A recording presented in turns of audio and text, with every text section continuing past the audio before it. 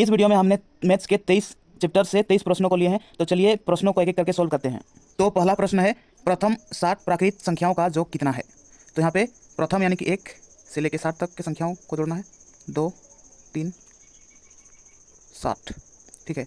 तो योग बराबर होता है अंतिम संख्या 60 प्लस प्रथम संख्या 1 बट्टे 2 गुने कुल संख्या 1 से लेकर 60 तक, तो 60 संख्या है, ठीक है। 60 प्लस 1 61 बट्टे 2 गुने 60, 2 3 6 1 0, 61 गुने 30 को गुना करना है। 3 1 3, 3 6 18 1 0, 1830 ये आंसर होगा। अगला प्रश्न में आते हैं, वह 2 अंकों की बड़ी से बड़ी संख्या कौन सी है जिसको 5 तथा 6 से भाग देने पर एक शेष बचे। तो यहाँ पर सबसे पहले 5 तथा 6 का लॉसो निकालना है। तो 5 और 6 का लॉसो होगा 5 6 30, ठीक है। लेकिन 2 अंकों की सबसे बड़ी संख्या, तो 30 के पहाड़ा में 2 अंक की सबसे बड़ी संख्या होगा 30 31 30 दूना 60 30 तिया 90 90, ठीक है। और अगर 30 चौके करेंगे तो 120 होगा, जो 3 अंकों का संख्या होगा, ठीक है।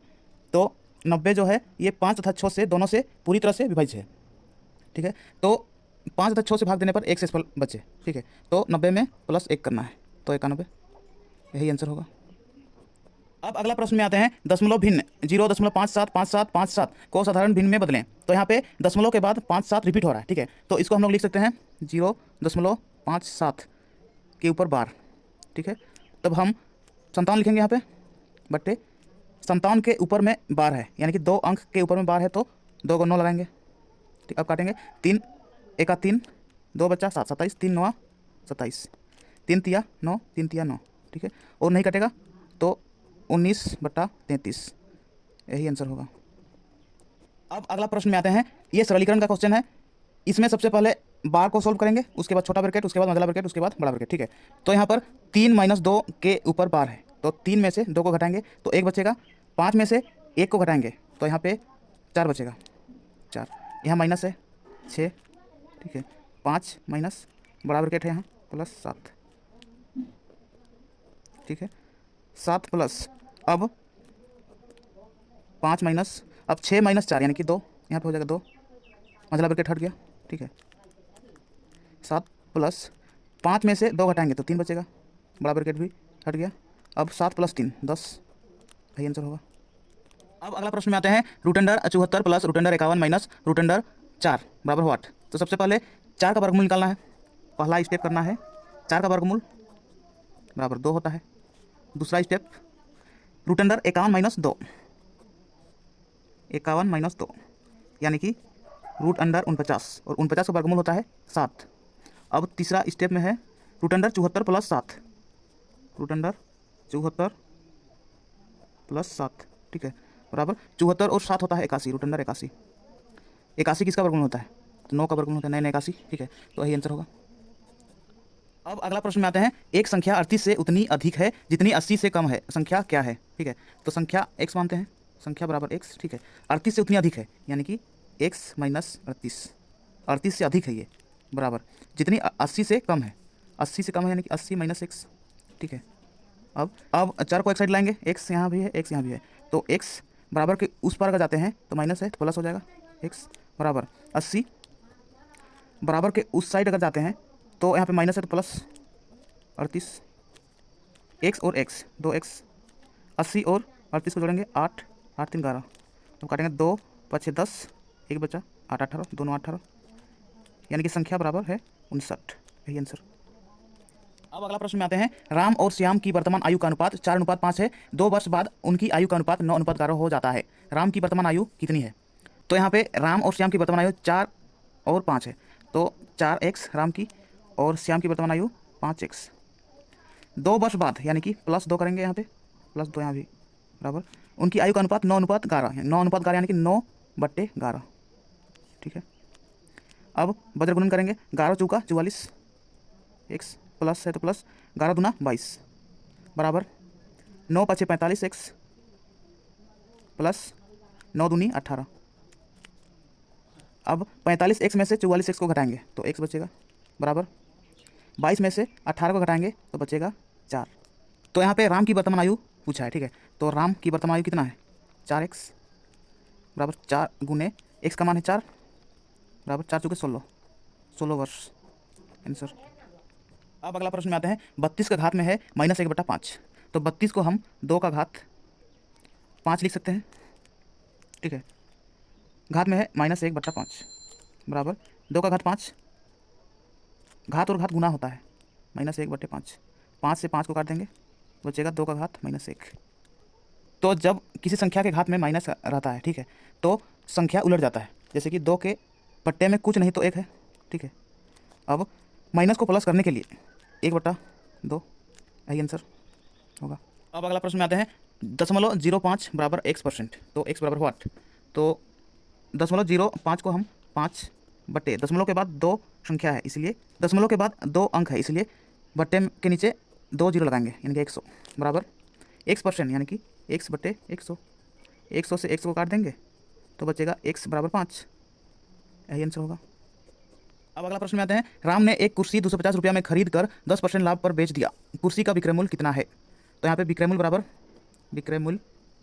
बराबर होता है क्रय मूल्य, यानी कि 250 गुने 10% लाभ, यानी कि 110 बट्टे 100, 10 10, ठीक है। 11 पच्चे 55 के 5 हासिल 5, 11 दूना 22 और 5 27, यानी कि 275 विक्रय मूल्य आंसर।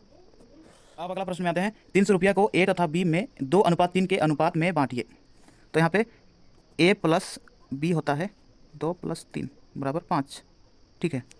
तो ए तथा बी में बांटिए, तो ए बराबर ए का भाग है तो बटे जोग है 5 गुने 300,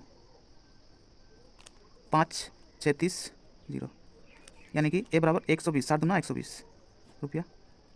और बी का भाग होगा, बी का भाग है 3 बट्टे 5 गुने 300, 5 36 60 दिया 180, यानी कि 180 रुपया। तो ए का भाग 120 रुपया और बी का भाग है 180 रुपया आंसर। अब अगला प्रश्न में आते हैं, राम श्याम और राजेश ने साझे में एक व्यापार प्रारंभ किया, इनकी पूंजियों का अनुपात 2:3:5 था, कुल 5,000 रुपया के वार्षिक लाभ में से श्याम का भाग कितना है? तो यहाँ पे तीनों के पूंजियों के अनुपात का योग है 2:3:5, यानी कि योग बराबर 2 + 3 + 5 बराबर 5 3 8 2 10, ठीक है। अब श्याम का भाग कितना है? तो श्याम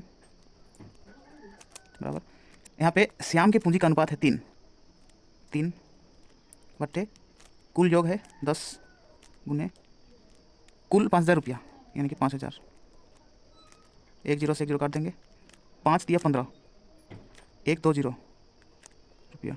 तो श्याम का भाग है 1,500 रुपया, यही आंसर। अब अगला प्रश्न में आते हैं, 6 दर्जन अंडों का मूल्य 99 रुपया है, तो 56 अंडों का मूल्य कितना होगा? तो यहाँ पे 1 दर्जन बराबर 12 अंडा होता है, तो 6 दर्जन बराबर 12 6 72 अंडा होगा, 72 अंडा का मूल्य होगा 99 रुपया। तो काटेंगे इसको, 9 8 72, 9 51 9 51, ठीक है। 8 अंडा बराबर 11 रुपया। तो 56 अंडों का मूल्य कितना होगा? 56 अंडों का मूल्य बराबर कितना होगा? तो 8 का 7 गुना है, तो 11 का भी 7 गुना होगा, 7 गुना 77 रुपया, यही आंसर होगा। अब अगला प्रश्न में आते हैं, ए किसी कार्य को 3 दिन में समाप्त कर सकता है तथा बी उसी कार्य को 5 दिन में समाप्त कर सकता है, दोनों मिलकर इस कार्य को कितने दिनों में समाप्त करेंगे? तो यहाँ पे ए और बी, ए 3 दिन में समाप्त करता है और बी 5 दिन में समाप्त करता है, तो यहाँ पे दिन, ठीक है। अब दोनों का लॉसो 5 या 15, ये होता है कुल कार्य। अब क्षमता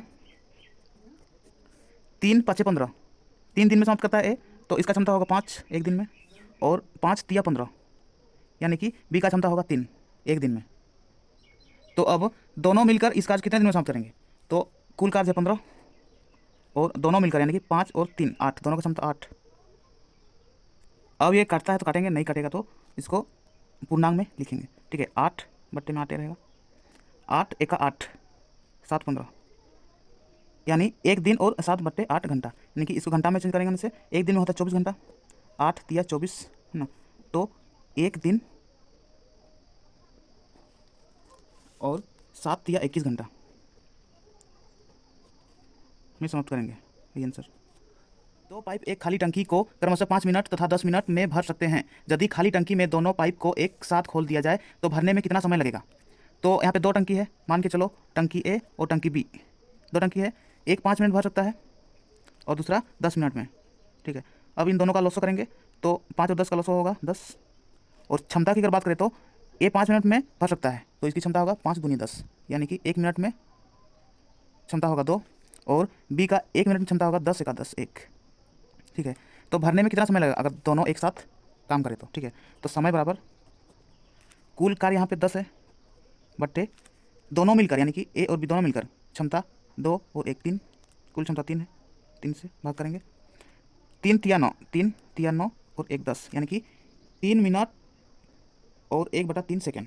अगर इसको 1/3 को सेकेंड में चेंज करेंगे तो 60 से गुना करना पड़ेगा, तो 3 मिनट 3 20 से 60, यानी कि 20 सेकेंड आंसर होगा। अगला प्रश्न में आते हैं, एक कार 45 किलोमीटर प्रति घंटा की चाल से 12 मिनट में कितनी दूरी तय करेगी? तो कार की जो चाल है 45 किलोमीटर प्रति घंटा, यानी कि 60 मिनट में 45 किलोमीटर चलता है किलोमीटर। ठीक है, तो 12 मिनट में 12 मिनट कितनी दूरी तय करेगी? ठीक है, तो 60 का कितना गुना है? 60 का 1/5 गुना है। ठीक है, तो 45 का अभी 1/5 गुना होना चाहिए, 5 9 45, यानी कि 9 किलोमीटर। यही आंसर होगा। प्रश्न में आते हैं, अब 150 मीटर लंबी रेलगाड़ी एक प्लेटफॉर्म पर खड़े व्यक्ति को 10 सेकंड में पार कर जाती है। रेलगाड़ी की चाल कितनी है? तो चाल बराबर होता है दूरी बटा समय, बराबर यहाँ पे दूरी है रेलगाड़ी की लंबाई 150 मीटर बट्टा समय है 10 सेकेंड। 10 1 0 से 1 0 काट देंगे। ठीक है, तो 15, चाल बराबर 15 मीटर पर सेकेंड। यही आंसर होगा। अगला प्रश्न में आते हैं, एक तैराक की धारा की दिशा में चाल 6 किलोमीटर प्रति घंटा है तथा धारा के विपरीत इसकी चाल 2 किलोमीटर प्रति घंटा है, तो शांत जल में तैराक की चाल कितनी है? तो यहाँ पे तैराक की चाल निकालना है। तैराक की चाल, धारा की दिशा में चाल 6 किलोमीटर प्लस धारा के विपरीत तैराक की चाल 2 किलोमीटर प्रति घंटा है, 2/2।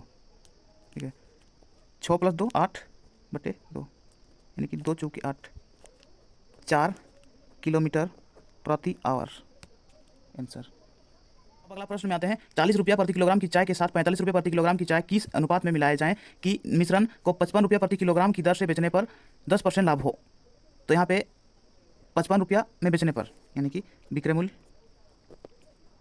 बराबर है 55 रुपया, लाभ यहाँ है 10%, तो क्रय मूल्य निकालना है। क्रय मूल्य बराबर होता है विक्रय मूल्य 55 × 100 बटा 100 प्लस लाभ, यानी कि 110। 1 0 से 1 0 काट देंगे, 11 5 55, यानी कि 10 5 50, 50 रुपये ये क्रय मूल्य होगा। तो ये मिश्रण का क्रय मूल्य है 50 रुपया, है ना, तो 40 रुपया प्रति किलोग्राम और यहाँ पे 45 रुपये प्रति किलोग्राम है पर केजी। ठीक है, और मिश्रण का क्रय मूल्य है 50 रुपया पर केजी। ठीक है, अब अगले प्रश्न में आते हैं, 2000 रुपया का 5% वार्षिक दर पर 3 वर्षों के लिए साधारण ब्याज कितना होगा? तो यहाँ पर ब्याज बराबर मूलधन 2000 गुने दर 5 गुने समय 3 वर्ष है बटे 100। 1 0 2 0 से 2 0 काटेंगे, अब 20 5 100, 100 300, यही आंसर होगा। अब अगला प्रश्न में आते हैं, 1000 रुपया का 10% वार्षिक दर से 2 वर्ष का चक्रवृद्धि ब्याज कितना होगा? तो यहाँ पे चक्रवृद्धि ब्याज निकालना है। ठीक है, तो 1000 रुपया का 10%, तो 1000 रुपया का 10% कितना होता है? 100। तो फर्स्ट वर्ष में और सेकेंड वर्ष, पहला वर्ष में 100 और दूसरा वर्ष में भी 100। ठीक है, लेकिन दूसरा वर्ष में ब्याज पर ब्याज लगता है, यानी कि 100 का 10%, फिर 100 का 10% करेंगे तो 10 होगा। अब जोड़ते हैं इस सबको, 100 यहाँ पे और 110, दोनों को जोड़ते हैं तो 210, यही चक्रवृद्धि ब्याज होगा, ये आंसर। अगला प्रश्न में आते हैं, एक आयताकार भूखंड की लंबाई 15 मीटर तथा चौड़ाई 9 मीटर है, इसका क्षेत्रफल ज्ञात कीजिए। तो यहाँ पे आयत के आकार का एक भूखंड है। ठीक है, ये आयत जिसकी लंबाई है 15 मीटर और चौड़ाई है 9 मीटर। तो आयत का जो क्षेत्रफल होता है, लंबाई गुना चौड़ाई होता है, लंबाई गुना चौड़ाई। लंबाई कितना है? 15 है, 15 मीटर, गुने चौड़ाई 9 मीटर है, 9 मीटर। तो 15 9 135 मीटर स्क्वायर होगा, क्योंकि यहाँ भी मीटर है, यहाँ भी मीटर है। मीटर मीटर गुना करेंगे मीटर स्क्वायर, ठीक है, 135 मीटर स्क्वायर आंसर। अगला प्रश्न में आते हैं। एक घन के संपूर्ण पृष्ठ का क्षेत्रफल 384 वर्ग सेंटीमीटर है, इसका आयतन कितना है? तो यहाँ पे घन का संपूर्ण पृष्ठ क्षेत्रफल होता है 6a स्क्वायर, ठीक है। और संपूर्ण पृष्ठ क्षेत्रफल 384 दिया है, 384 बराबर 6a स्क्वायर, ठीक है। जैसे काटेंगे 6 6 36 2 4 24 6 चौके 24, यानी कि a स्क्वायर बराबर 64।